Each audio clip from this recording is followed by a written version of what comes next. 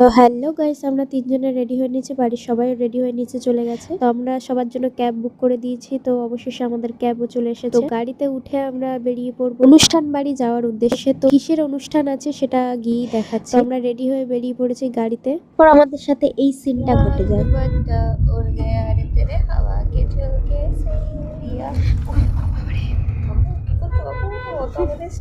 Finally এসে গেছি। আমি চলে যাচ্ছি ফুল দিয়ে। আরে ফুলটা ঠিক করে ধরো, ওইভাবে কে ধরে? ফুলটা ভালো করে না, ভালোভাবে ধরো ফুলটা। এটা ছিল মেহেন্দির অনুষ্ঠান, আর এনারা হচ্ছেন আমার মামি। এটা হচ্ছে গাইস পনির পাকোড়া, ঠিক আছে? 4 পিস খেয়ে নেবো। খুব সুন্দর হয়েছে। আগে এক প্লেট না, সরি 4 প্লেট খাওয়া গেছে। খাওয়া দাওয়া করে জাস্ট বসলাম। লক্ষ্য করো মামার মুখটার দিকে, কি অবস্থা। দেখলাম আইব্রো ভাতের জন্য সবকিছু আয়োজন করা হয়েছিল।